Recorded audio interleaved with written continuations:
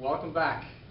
I didn't anticipate having such a wonderful response to our first video. So here we are doing another one. I'm very excited to be back. And I got a lot of questions and a lot of comments, and I thank you all for them. Please keep them coming. This is great constructive material for me. I'd like to address a question that was asked by one of our friends on Facebook, Terry Crutcher. He had asked us about a drill that we do called Sipa 4. I'd like to take the opportunity to demonstrate it. I'm going to take it through all, or at least maybe through the first 4 levels, so that we can understand the progression. Sipa 4 is a kicking drill. Sipa, the word Sipa means kicking, and some of you may have heard the term Sipa as it relates to a game played in the Philippines, which is the predecessor of hacky sack.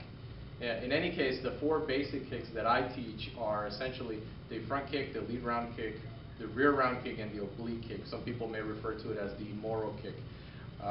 Looking at it from this angle, essentially the line drill that we start teaching, this is the first evolution of the drill, is I shuffle forward, I do a front kick, I step forward, I do a lead round kick, as I land, I do a rear round kick that brings me over to this side, and then I do a stomping oblique kick.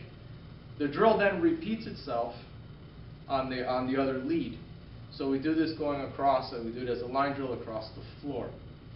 The second step of the progression, we're learning how to do it on a person, and the person on the receiving end is learning how to receive the kick. Ozzy, let me borrow you for a second. This is an extremely important part of the progression, because even before we learn how to block and defend and evade and all that stuff, I want to learn how to take it. Okay, there's ways that I can shed off a lot of the impact forces, and I want to train that. This will go a long way into making my defensive skills realistic. So in this drill, it's a follow the leader type exercise. I'll feed him, and he will feed me right back whatever it is that I gave to him. Okay, so we start in fighting stance, and I may give him a front kick, which he'll give to me. I might give him the round kick, which he gives to me. I give him the other kick, he gives it to me. I give him the oblique kick, he gives it to me, so on and so forth.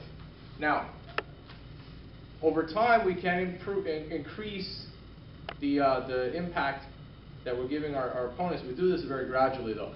There's a right way and a wrong way to take it. I don't want to brace and just take the impact, as over time this is going to give me injury. I want to roll with it as much as possible. When he kicks me with the front kick, he kicks me in the stomach, I want to kind of hollow out and flow with it. When he gives me, for example, the lead round kick to the inside of the leg, I let my leg ride out. When he gives me the round kick to the leg, I roll, and I take it on the back, on the glutes and hamstrings, but I roll with it. As it lands, I roll with it. This will bleed off a lot of that energy and it won't be as devastating.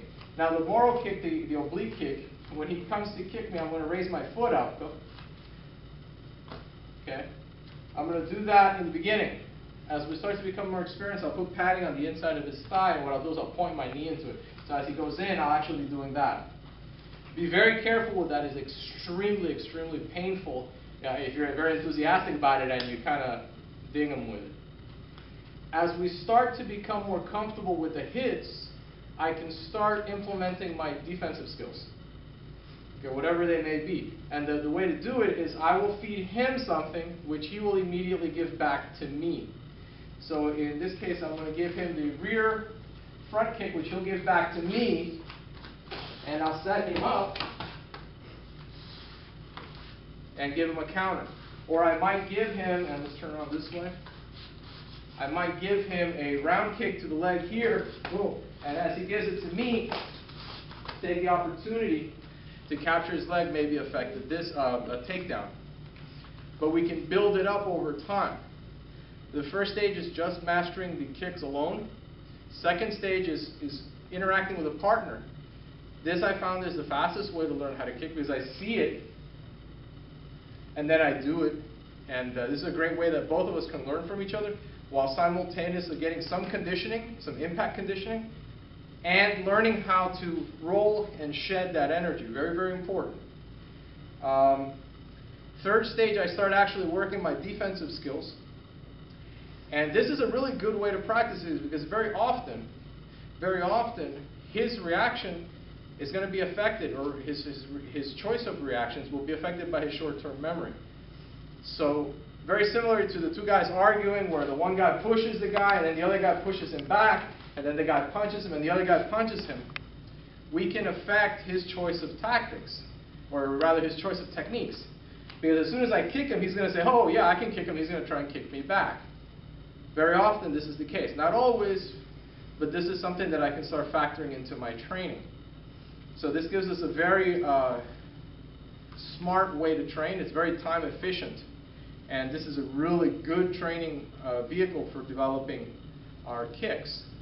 Again, thank you very much for watching. Thank you very much for your comments. Please feel free to contact us with any comments or questions. I'll try to answer them to the best of my abilities. Until next time, take care.